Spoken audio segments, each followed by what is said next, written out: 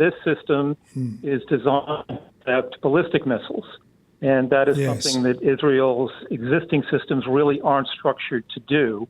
And so it provides another layer of defense capability. And it suggests that Israel is going to launch a significant attack against Iran that would have the Iranians responding with their ballistic missiles. Events continue to unfold in the Middle East. 4 Israeli soldiers were killed in a Hezbollah drone attack on an Israeli military base well inside the country. Israeli forces have clashed with UN peacekeepers in southern Lebanon, and the Biden administration has announced it's beefing up Israel's ballistic missile defenses by deploying its sophisticated THAAD anti-missile system to Israel, to be operated significantly by the US Army. Against a background of geopolitical turmoil, the US presidential election continues its way to voting on November the 5th. So time for an analysis on likely US foreign policy under either Kamala Harris or Donald Trump. Ambassador Mitchell Rees is an international consultant on geopolitical risk. He's a fellow of the Royal United Services Institute in London and a former policy director at the US State Department. He joins me now. Ambassador, welcome to the programme. Thank you. Let's start with the news that came out this morning that America will deploy this THAAD anti-ballistic missile defense system to Israel, and it will be operated by American troops. How significant do you see that? Well, I think it is significant for a couple of reasons. Symbolically, it is signaling to the region, and especially to the Iranians, that the United States is standing by Israel in the face of Iranian aggression. And I think it's sending to the Israelis that the United States has its back. This system is designed to have ballistic missiles. And that is something that Israel's existing systems really aren't structured to do. And so it provides another layer of defense capability. And it suggests that Israel is going to launch a significant attack against Iran that would have the Iranians responding with their ballistic missiles. So all of this is anticipatory. You can sort of tease it out and think about how it might play its way out. But again, a very strong signal to the Iranians that the U.S. is in this fight as well. Well, interested there, you think it's a preparation when Israel retaliates for that original ballistic missile attack, that Iran will then come back. Does it suggest to you that although the Iranian ballistic missile strength, I think now of almost 2 weeks ago, it did little damage, but I think Israel and America were worried that some got through, it could have done damage, and there is potential for much more damage and further Iranian ballistic missile strikes, hence sending THAAD? I think that's exactly right.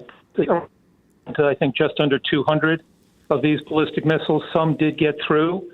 They have many more thousands of missiles and drones that they could send, overwhelming Israel's defenses, and that's why I think the United States is as much deterrence as it is defense, and we'll have to see how the Iranians respond, assuming that the Israelis strike.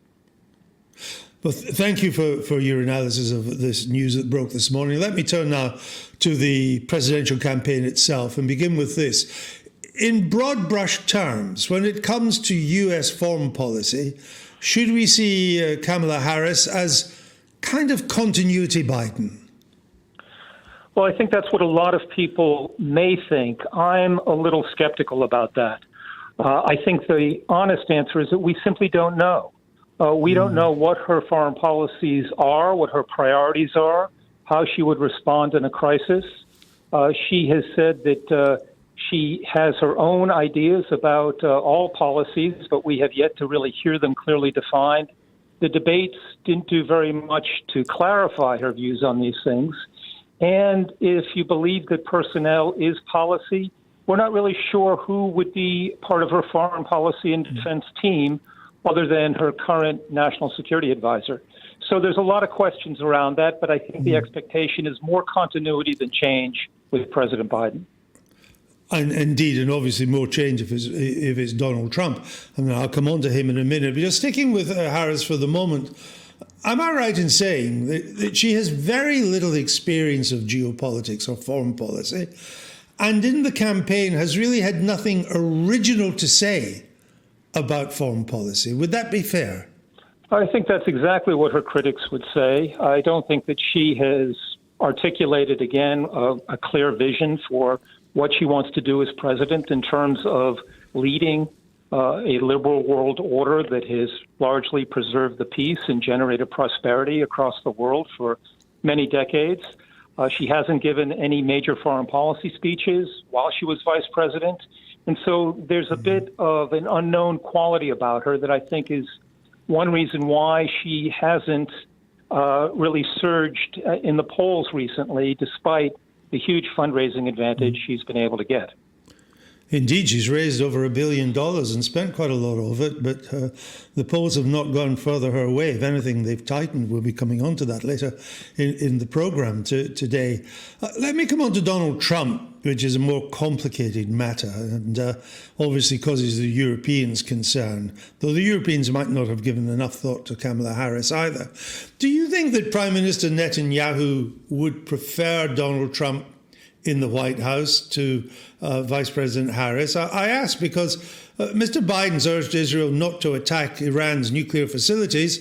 Mr. Trump seems to think that that should be the favourite target of Israel. How do you see it? Well, I think that President Trump and the Israeli Prime Minister have a long-standing relationship that, by all reports, is friendlier than the ones that Netanyahu has with Biden.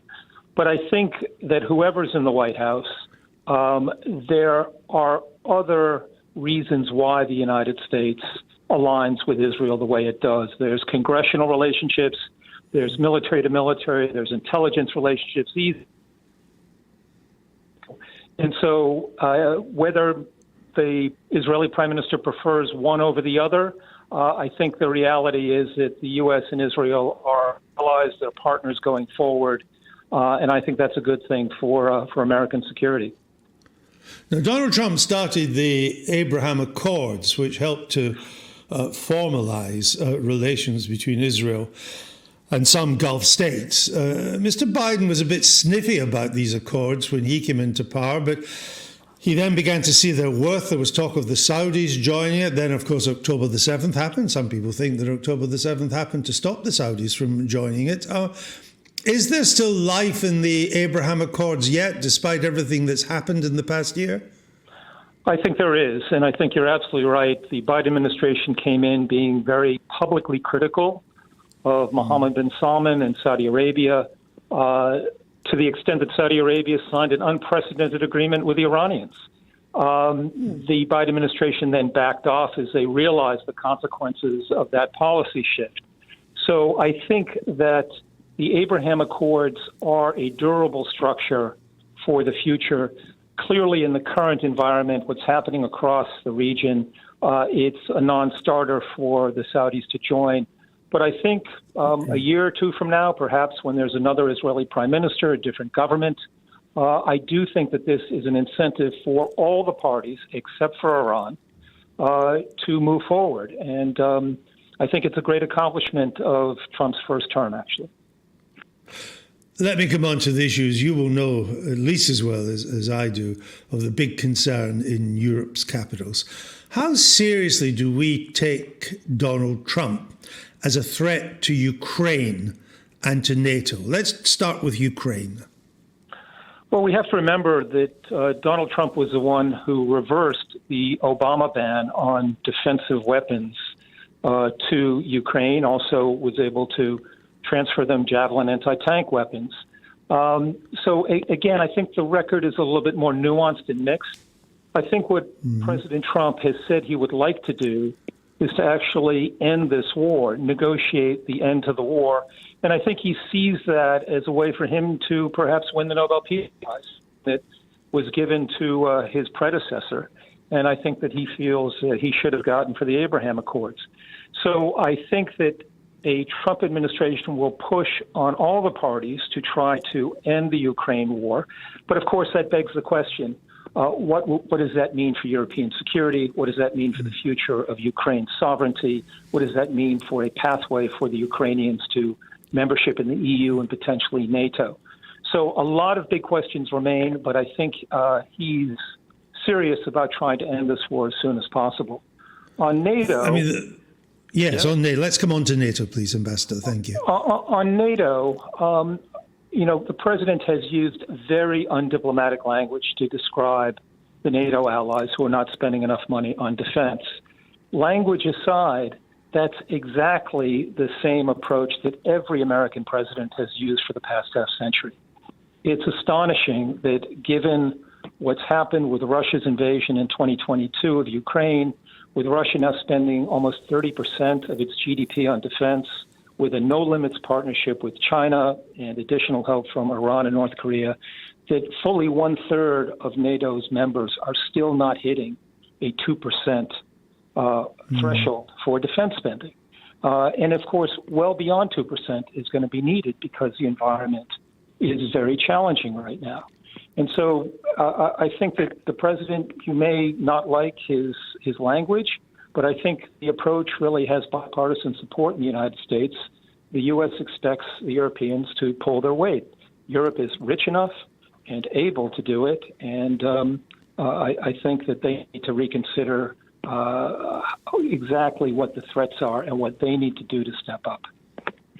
It is remarkable how slow they've been, bar Poland, which is a very good exception to the general European rule, as I'm sure you know, Ambassador. Let me finish with this question. I mean, given the geopolitical turmoil going on in the world, we've talked about the Middle East, we've talked about Ukraine, an adventurous Russia on the move again. I see that the Chinese are ramping up maneuvers on the sea between Taiwan and mainland China as well.